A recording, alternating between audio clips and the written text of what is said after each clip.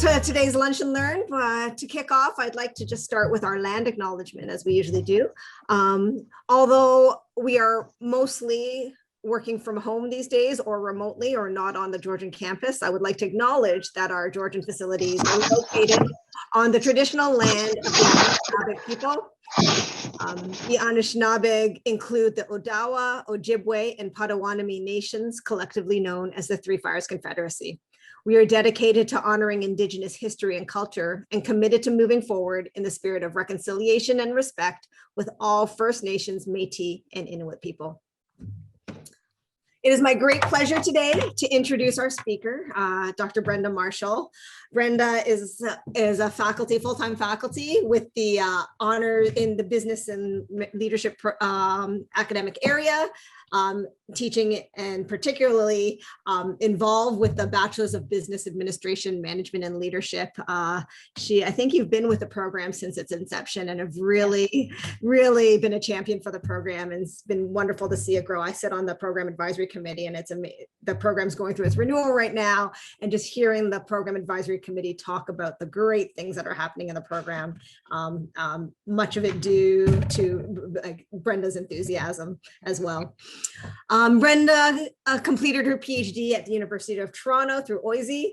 And prior to coming to as a Georgian, Brenda worked in the corporate sector and launched and ran her own consultancies. She has published 2 books and is an active conference presenter.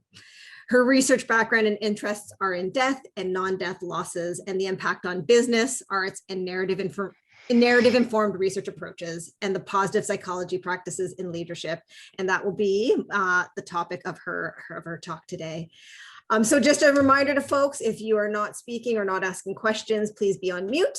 If you do have questions or comments, the chat box, the chat feature is there for you to use. And please enjoy our talk today. Great. Brenda, over to you. Great. Thank you so much, Mira, and welcome everyone. It's great to have such a nice turnout for the topic today.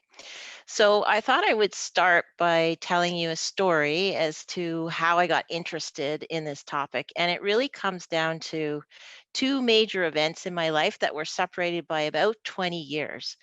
So the first one, I was a newly promoted manager, and I had this big project that required me to get another division on board with it. And I had to meet with someone named Callie. And there was 3 things I knew about Callie. So first of all, she was more senior to me. Secondly, she was older than me. And thirdly, she could be a little crusty. So I was nervous going into my meeting with her. And I started, and almost immediately, she broke down and she started to sob. And she said, "Don't mind me. The doctor says this is going to keep happening, ever since Robert." So I was shocked. I was young. I was just in my early 20s, and I didn't say who's Robert. I didn't say anything. I just said, "Okay." And she said, "Just keep going." And so throughout my presentation to her, she kept breaking down multiple times. And she would always say, "Just keep going." And afterward, I went and told my boss about what had happened. And he said, "Oh, right. Callie's husband, Robert, died while they were having breakfast last week. And she's back at work. And none of us think she's doing very well. But none of us really know what to do or say." And so there's a few things in that you might just key in on, and certainly with the benefit of hindsight, I key in on the fact, well, back at work, yes, 3-day, 5-day bereavement leave, maybe, not knowing what to do or say, for sure, but also the hesitancy of anyone to share that information. So it would have been helpful for me as someone going to present to her to know that she was dealing with this life-changing event. So I never thought about that again. I worked with her on and off for 10 years. I never asked her about Robert. And there were other people in our workplace who had family members die. I never said anything to them. And then in 2006, my younger brother, that's him with the goatee, Brent, he died very suddenly from a strep infection.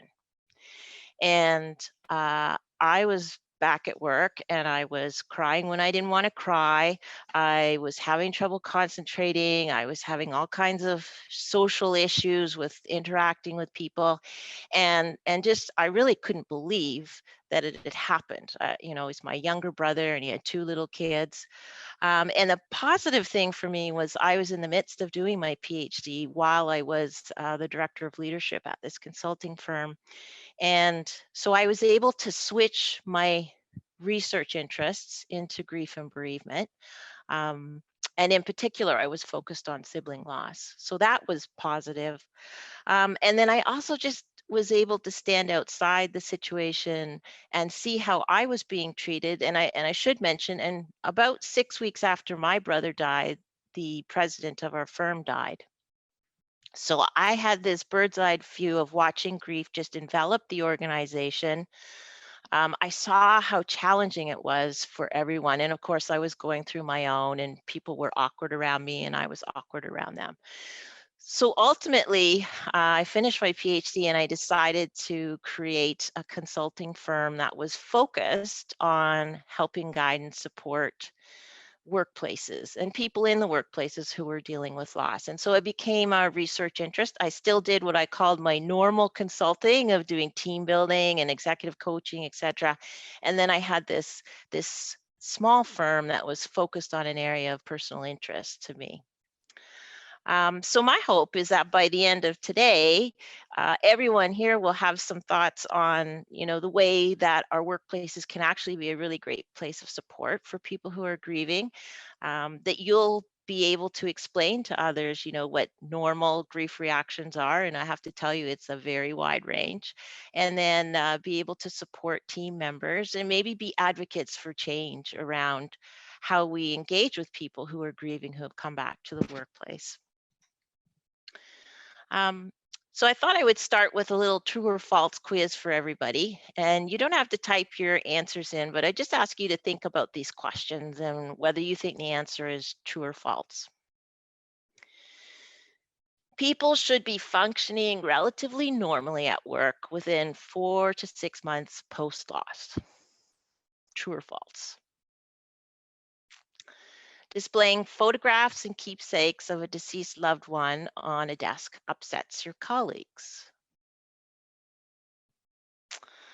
My boss keeps talking about what happened to her spouse.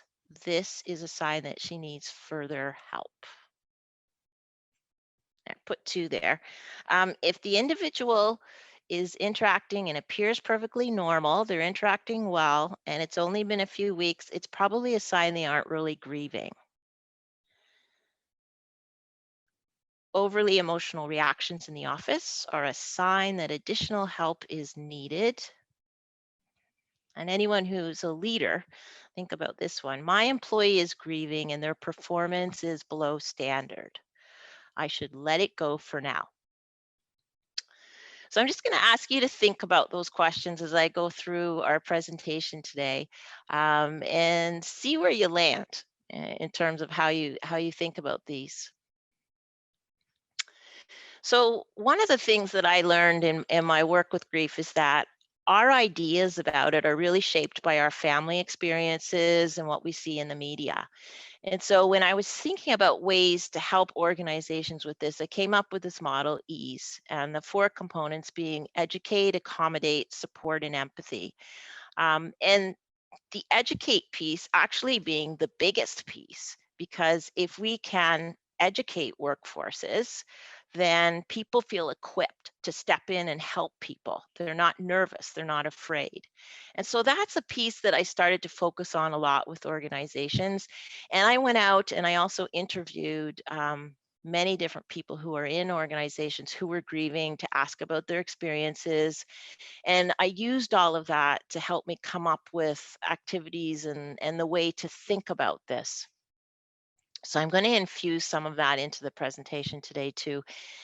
And I also started thinking about some of the themes that I heard, because every time I would present at a conference, and I was at the time presenting at a lot of HR conferences, people would come up to me afterwards and share stories, or they'd share stories within the session. And I started to get these pictures of themes in my mind.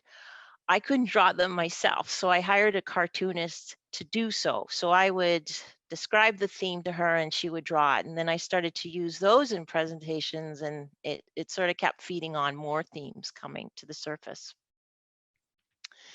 So the first question is, what is grief? And a great way to think about it is a very normal reaction to loss. And it's very individual. So it depends on your own grief history. It depends on your relationship with the person. It depends on your attachment style, for those of you who have a psychology background. But it's a very normal reaction to loss. And grief can come from death losses, also non-death losses. So you think about the end of a relationship, maybe losing your health, um, change in job, loss of a business. All of these would be considered non-death losses. And then there's a group of losses called ambiguous. And that would be a case where maybe someone simply goes missing and you never know what happened to them. So they're physically gone, but psychologically they're still present for you. Or the reverse, they are present, but maybe psychologically missing because they're dealing with dementia and they are a different person to you. So we can experience grief to losses in all of these different frameworks. And our pandemic, wow, this has really brought grief into the forefront for conversations. There are certainly pandemic deaths due to COVID and also due to other causes. We've lost the ability to grieve in a traditional way. So in the last year and a bit, I've had 3 family members die and we haven't had a funeral for any of them. So that's definitely a loss.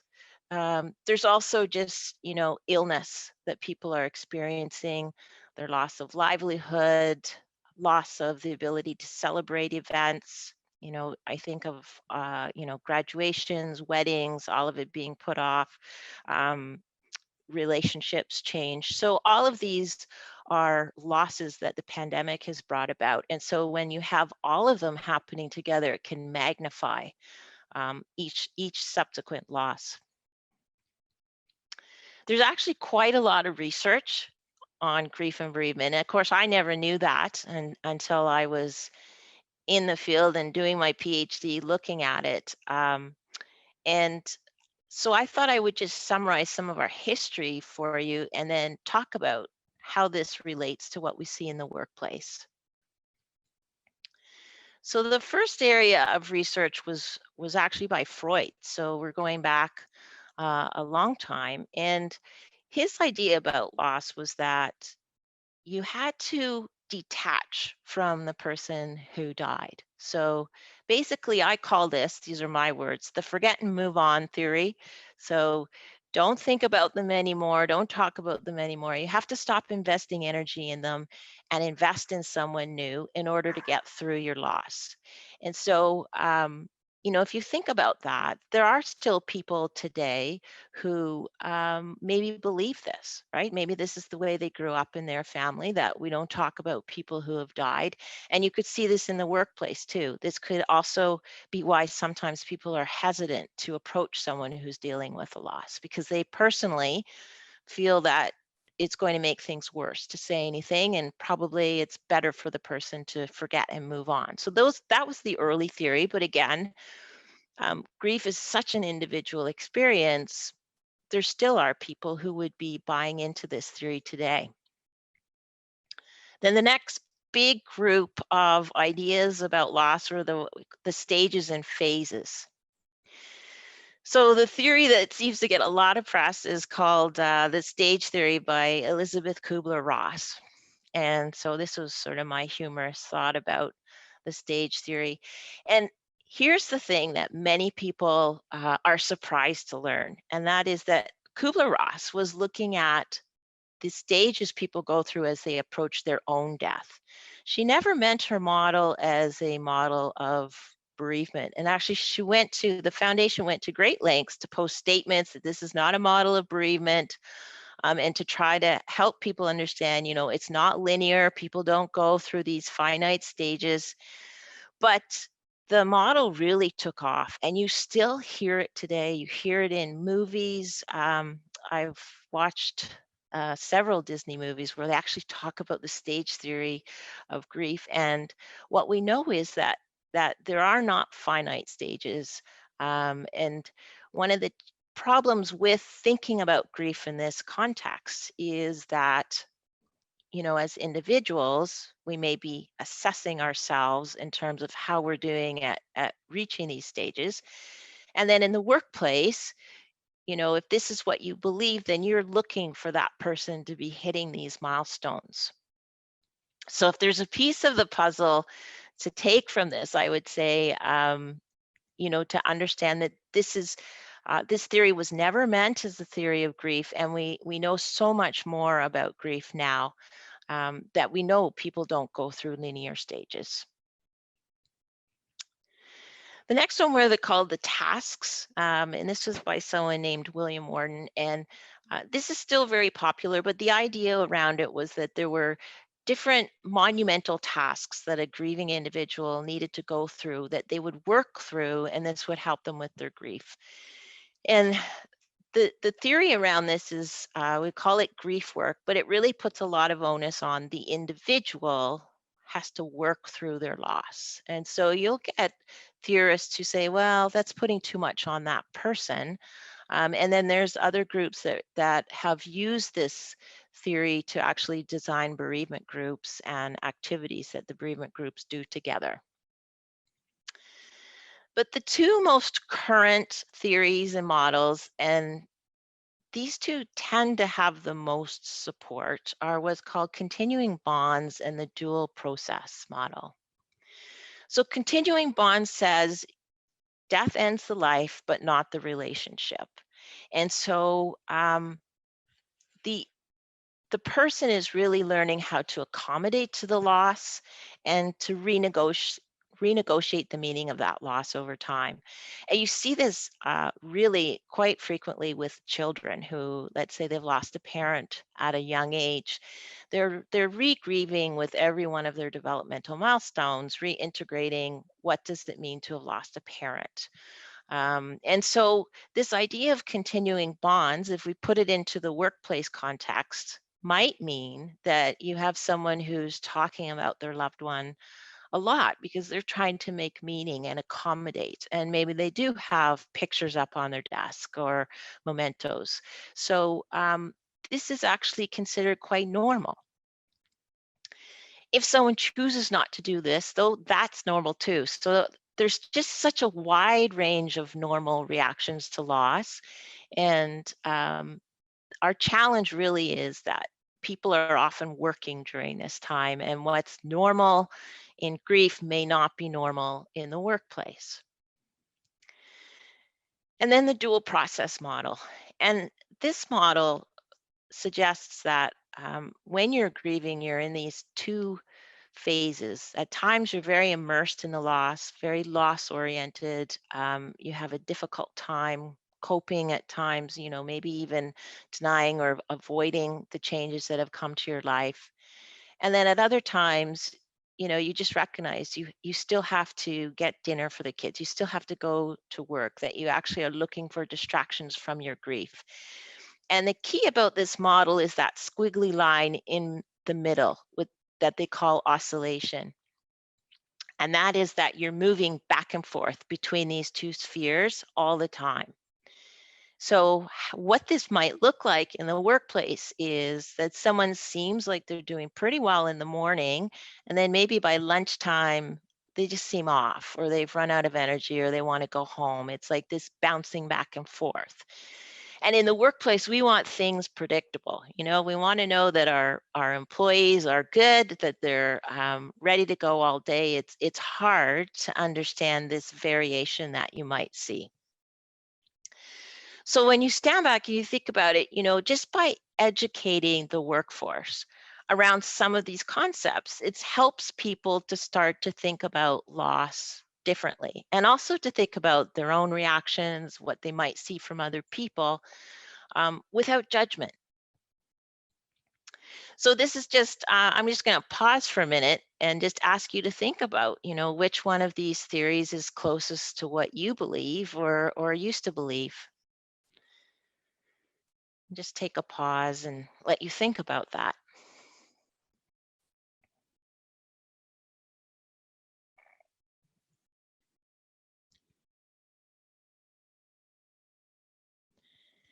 So the other piece of bereavement that I wanted to share was what I call the signs and expressions.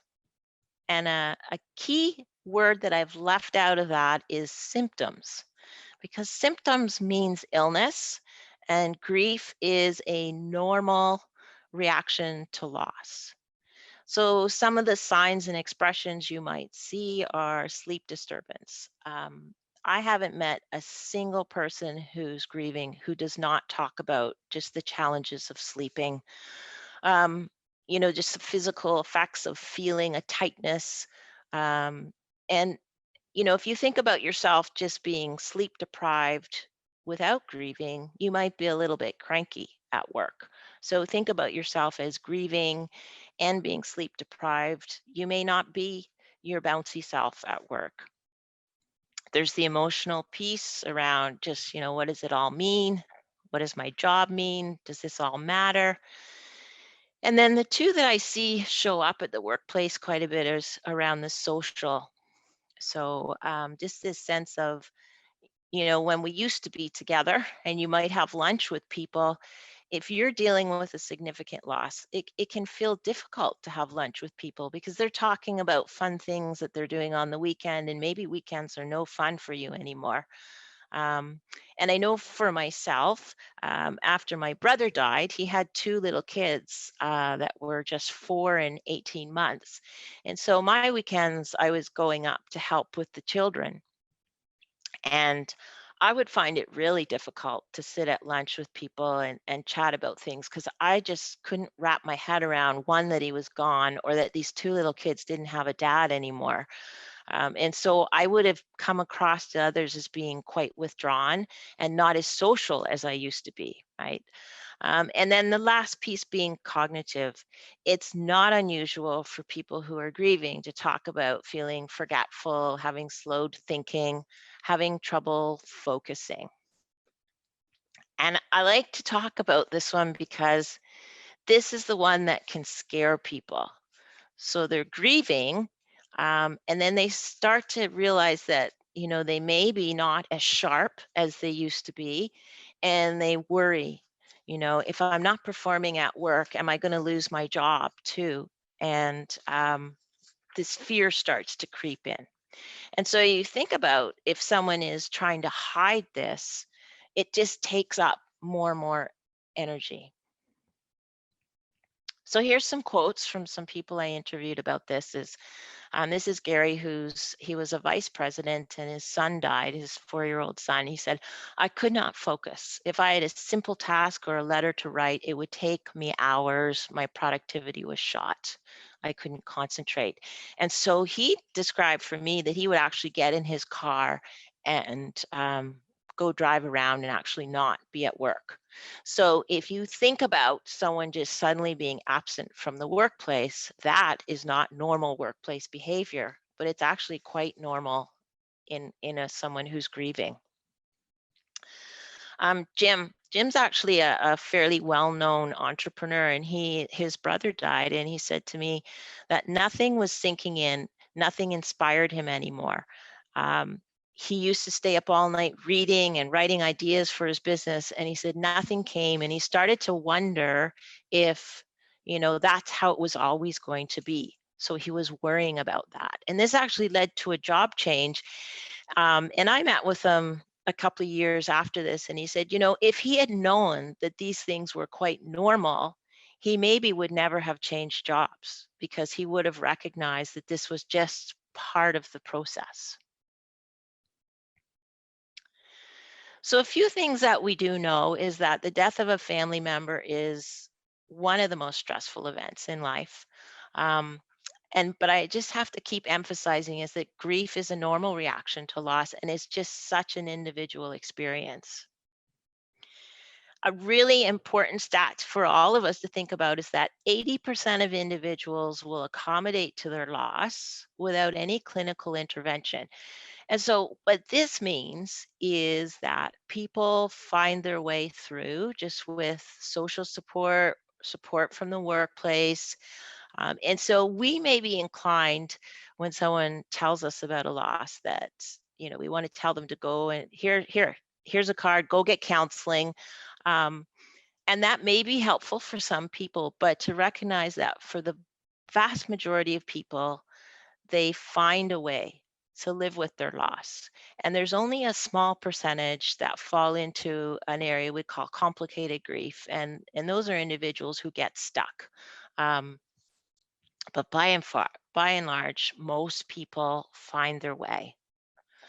Your support system matters. Grief is actually lasts much longer and is more layered than most people think until you experience it. And the big one for workplaces is that our current policies, they just don't match the reality of the experience of loss. And I'm just going to show one more slide, and then I'm just going to pause for a second. Um, This was an interesting study where 1,200 individuals who'd had a significant loss were asked to just reflect on the prior 2 years and assess their level of functioning, with 7 being I was functioning really well and 0 not functioning that well. And so what we see with the graph is that people said, in the early time after the loss, they were functioning pretty well. So they're getting funerals organized, they're managing things, and that they actually started to feel worse as time went on. And right about the 6-month mark, this was really a challenging time for them. And then there were peaks and valleys and ultimately finding their way back. But you're seeing, it's at about the 2-year mark. Now, I don't want to say that this timing is for everybody, but this is interesting. And it's interesting also because if you think about our workplaces are not geared around giving people bereavement leave at 6 months post loss. They're geared around 3 to 5 days in the initial time. And people would assess that they're functioning quite well then, because they usually have a lot of people around them. Your body has done some protective measures for you around, shock and sort of shielding you from some of the events. But as time goes on, maybe if you've lost your spouse, you're now having to do double the work you had to do before. If you've lost a sibling, as I did, it starts to weigh on you that you're now looking after grieving parents and maybe stepping in with niece and nephew and aunt and uncle. And the last proviso I would put on this is that we do often hear from parents whose children have died that they found their second year post-loss to be harder than their first year. So I'm going to pause for a second and just see if there are any comments or questions in the chat. And I actually can't see the chat. So if maybe Mira, if you or Cecilia could just read to me if there's any comments or questions that are coming up in the chat. So Great. there's no comments in the chat at the moment. I think everyone's enthralled by what you're by your talk. I've had a couple of emails actually come in saying this is amazing. So okay, good. Okay, well, wonderful. I'm glad. So, so let me just keep going on with the model, and I'm going to move to the accommodate piece. And oh, 1 second. oh, sure, Jamie. It's Jamie here. I just had a quick question because last year when COVID hit and then we went through the summer period, I heard a program on CBC talking about dealing with crisis. Yes. And they called it this thing called the 6-month wall. And I'm wondering whether or not your graph of the bereavement curve there is related to that, coping with the crisis. Not, but it's interesting that in the crisis work, there's a 6-month wall. But no, it was actually done by Robert Niemeyer, and it was related to coping with grief. Interesting. Yeah, it is interesting.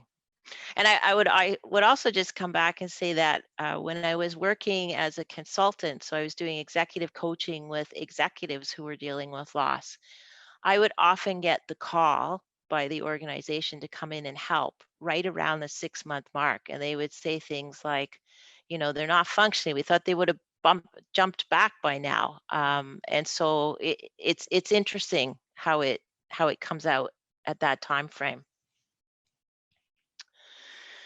So we're into the accommodate part of the model. And this is my way of getting back at something my boss said to me. I had her draw it into a cartoon. And the reality was bereavement policies are also structured around the relationship, and siblings didn't count as much in my organization as, say, a spouse would. So I didn't have a lot of time. And first of all, I really couldn't wrap my head around the fact that I'd had my last conversation with my brother just like that. But I was also exhausted because I was helping with his family, and I was trying to also help my parents. And I asked for more time off, and I literally had to use my vacation. So something to think about, is how do we build some flexibility into the system? But the ways to help, particularly if you're a leader of people, is I think of it in terms of connect with the individual, collaborate on how you can work together to make the workplace comfortable for them, and then the ongoing communication. And so if you are thinking about these 3 spheres, any things that come up with a person's performance, as I talked about in the true and false, you can deal with it because you've already built a relationship with the individual and you've been there right from the beginning. So thinking about it in those terms. So here are some of the ways that people can connect with someone is, what are you comfortable with me sharing with the team? So maybe even initially after the death is reaching out and talking to the person and asking that question. Some people may be very private. They don't want anyone to know. Some people are okay with it. I've also had people who are dealing with a loss that is in the media. It's related to a crime and they just can't talk about it. So they want their teammates to know that. Visit the office before your official start date. So this idea came from a good friend of mine whose child was murdered. And she decided that part of her reintegration back into the workplace was she wanted to go in before she actually started to work. And she spent the day just going around and talking to people and hugging people. And she was a senior executive. And that helped her so that on her first day back, she could be thinking more in the work mode and not about how am I going to talk to everybody. Asking someone, what would you like your first day back to look like? So do you want to be in meetings? Do you want your schedule cleared? Maybe there are a stack of sympathy cards on the person's desk and they don't want to have to deal with it. So that's a really easy question to ask, and it gives the individual some agency around, okay, here's what I want to have happen on my first day. This one, would you like to walk in with someone, or can I walk in with you? I've done this at Georgian for people who have lost someone. And it's just, that step back to work after you've had a loss is like, it is reintegration, but it's like this step into my life was so different before I left, and now it's all changed. And by just having someone walk with you through the halls, it's just an extra layer of support. It costs the company nothing. And it's so easy to do. You can encourage the person to send an email to their colleagues about what they want. I had someone who sent an email saying, listen, I don't want to talk about the loss. I appreciate everyone's concern, but I'd like to just come back and just focus on business, create and practice the script. So an executive I worked with out west, his wife died, and he was very uncomfortable that everybody kept asking him, how are your kids doing? And he found that to be a very personal question. And so we just worked out what he was comfortable saying, which was, I really appreciate you asking. We're just doing the best we can. And then moving on to the business at hand.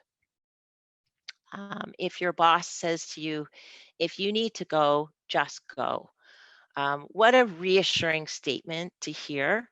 And I bet you the grieving individual is not going to go, but just knowing that they could if they're having a hard time is very helpful. And then I know several people who, after the death of their child, their organizations let them bring a family member or a friend to sit with them for their whole first week back. So that person just worked remotely at their own job, but came and sat with them. And you think about that, it costs nothing. And what an amazing thing to do. And so a great way to go into these conversations was with the spirit of, I'm going to ask, and I'm not going to tell you what to do, and just offer some ideas and let the individual choose. And then the last piece is, talk to the team. There is no act normal. Everybody's nervous, and when I talk to teams, sometimes they say, I'm just so afraid I'm going to make things worse. And, you know, yes, you can say something that comes out incorrectly, and then you just simply say, I'm so sorry, I don't know why I said that. But talking to the team, helping them feel comfortable, they want to help, what can they do to help, and also letting them talk openly about their fears. It just makes a more comfortable environment for when the person comes back. And this is something that I've noticed companies do miss. The person comes back and no one sits down and talks to the team to help them understand how to be helpful and effective. So the third part of our model is support, and I might surprise you all with the support here. And the support is actually for the individuals at work who are around the grieving individual. And so what I often see happens is gatekeeper relationships spring up. So an executive I worked with, her assistant became very protective of her after her child died. And people would come and want to book meetings with the executive, and the assistant was deciding who could have a meeting, who couldn't. And she would base it on her observations of how the individual was doing that day. And this actually wasn't known to the executive until it started to come out and they had a conversation about it. And the executive assistant thought she was helping, but it was also very stressful for her. And it also made the individual feel left out of conversations. She wanted to still be a leader. That was the one place she felt very normal and engaged. So understanding that these dynamics can crop up because people want to be helpful is to check in with people around the grieving individual and ask them how they're doing. They also might be listening to a lot of stories about the loss and trying to be supportive. As my friend said, you have to listen without trying to solve. And so they can get tired, or maybe they're picking up extra workloads. So if you're the leader and you can just go around and ask people, how are you doing with everything?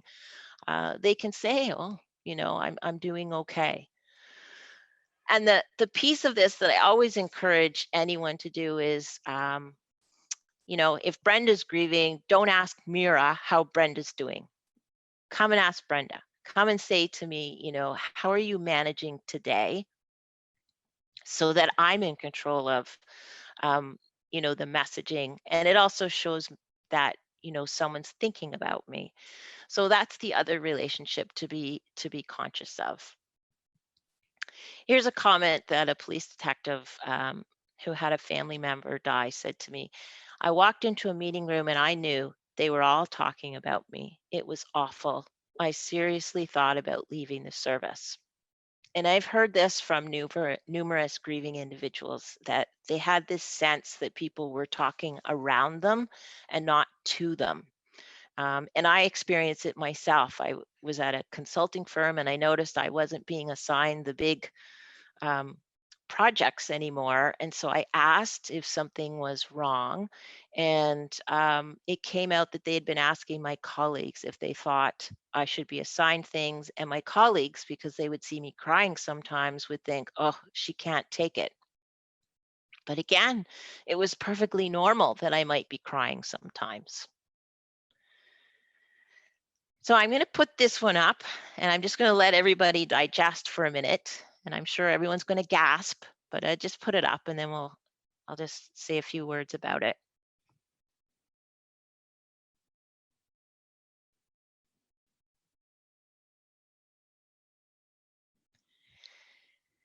So this is a true story. And what happened was a woman's child was sick for a long time. And then her child died. And she had her ballet slippers on her desk, and she was still talking a lot about the loss with her colleagues, and her colleagues just got worn down, by it. And so they went to the boss and said, you need to make her stop. And the boss didn't handle that conversation with the individual very well. She left work. And so they said, well, you've abandoned your job, and she was fired. And then she went to court, and she lost in court. And so, I don't look at this as who was right, who was wrong, but I think this is a great example of, this is a system. So if I come back to work and I'm grieving and I'm sitting with a group of people, I'm around them a lot, I'm probably impacting them to some degree. I'm either talking about the loss a lot, maybe they've picked up extra work for me.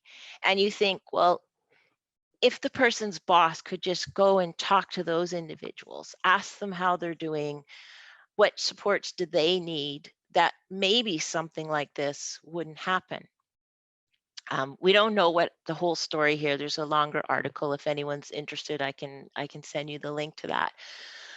But again, it just talks to the fact that the support needs to be, yes, for the person who's grieving, but also for those individuals who are super close to them and working around them, because they want to be helpful, but sometimes maybe they just are exhausted at the end of it. And then our last piece, which is really quite brief, and I'm just monitoring my time, Mira, is empathy. And the empathy I'm talking about is long-term empathy. So most of us can be pretty supportive for someone for a few days, maybe even a couple of weeks, but this is long-term empathy, and being thoughtful about how different events are going to impact someone for forever, really. I gave a talk to an HR group out west, and a woman in the room said that her child had died 16 years prior. But every Mother's Day, another HR colleague would always come and talk to her and say, how are you managing this weekend? What are your plans? And for 16 years, this HR person had done that for her, and how meaningful that was, that somebody cared that long and understood that that might be a very difficult weekend for her. The other thing is to think about that, there isn't really an end line to grief. So it goes on, it's going to change, it ebbs and flows. And so even from a workplace perspective, thinking about this is not a finite ending to how the person is going to manage. It's going to ebb and flow. And what can we do to be supportive throughout that experience? And then the last piece, this is me, and that's my brother with his hand on my shoulder. And anytime I'm talking about grief and bereavement, I always feel like my brother's with me. And so this is an example of, the theory of continuing bonds, where you find a way to integrate, and your life continues. So that's all I wanted to present today, and I'm really open to chatting. If you like the cartoons, I have a whole series, like about 25 of them on my website. I welcome you to visit and have a walk through my gallery. but I'm happy to chat and talk to people now if anyone has questions. So thank you. Thank you so much for that, Brenda. What a powerful talk, and the cartoons bring it to life in a way that I don't think other formats would. So thank you for sharing sharing your story and sharing your knowledge. So great comments. Tonya is putting in the chat about when her daughter passed, and she felt the need to talk about her a lot to keep her in her memory alive. Yes. And I'm sure she made many people feel uncomfortable. Yeah. But at the time, it was a way of coping with the loss, right? Yeah. And it was hard when people would avoid the topic or worry about saying the wrong thing. I just wanted something to tell me, yeah, that really sucks, to just be real with me for a moment. And I'm sure that's something that you saw. Yeah. And you saying also that your last cartoon, she loves it and touched my heart. I think anyone who's experienced loss can feel that presence, right? Is with them. So many people saying fantastic presentation. Thank you. Wow. And I love how you include grief from many sources, include me from many sources. So just having a robust understanding is, I think, what people are taking away from this. So yeah, I always feel like I wish I was in person with people. This is one of those ones where you want to hug your audience. Because you feel like, you chose to come, and it's such an intimate topic. And, 100% of us in life will experience loss. 100% of us will have a colleague experience loss. And you think, wow, we just need to know more about this. Absolutely. I actually have a question here. It's something built on something that Kat has put in the chat. She says, as a birth doula, I've supported clients who felt their loss, and also heard from them that saying the person's name ongoing helps in the process. So my question, I guess, is, so there's the person who has experienced the loss and that grief, and then there's the empathy grief, I guess you might call it. And I think it's interesting to me to hear your thoughts on that, like the person who hasn't experienced a loss themselves, but experiencing a similar emotional journey. Yeah, vicarious trauma, I think, is the technical. And for sure, you think about nurses in that field. I also think about veterinarians, to be honest, with all the pets that and dealing with pet parents and whatnot. And it's very real. Like, people can really feel other people's losses, and so that's why I think often within the workplaces, you might have a small group around you that is always listening to you, that if someone just checks in with them, that they know that someone's caring for them. But there's all kinds of articles on self-care, and I went and saw a therapist once when I was working with a client where my heart was just touched so much by it. And they said, Brenda, you need to learn to be a screen, not a door.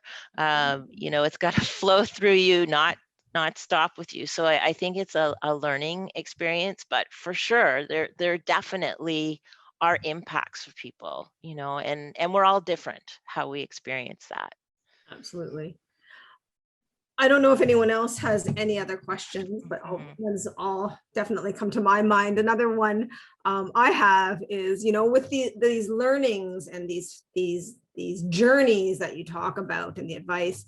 I thought about it when Jamie brought up COVID and hitting the wall. Like, have you seen how this can apply to other situations, not necessarily grief or loss in the way you think about it, but other situations? We saw Jamie spoke about hitting the wall at the 6-month mark just because of COVID itself. Are there any others that you can think about? Well, I think about the connect, collaborate, and communicate model with employees as being something that all leaders could use for multiple sources. So if someone on your team, let's say, has just been through a divorce and you know about it, connecting with them and asking them what are they comfortable with being shared or not shared, and and talking about how do we make the workplace work for you? Like, do you need some, a more flexible schedule for the first little while? Like, what can we do to help you? And then like having an ongoing chat. So one of the things that I've often thought is, when someone's grieving, if you were to meet with them every week, like after their first day, and say, how did today go? What went okay? What was hard? And then you have a place to say it after the first week. What went okay? What didn't? Because, and I can link back to myself and also stories I've heard from people. I was a facilitator for this consulting organization. So my job was to be in front of groups. And because I was a little bit of a comedian sometimes, make people laugh. And I just had no desire to do that. And I was finding that part of my job really hard. And if someone had been given me the space to say, look, I'm finding that part really hard, could I do more design work now, just so I get my feet on the ground?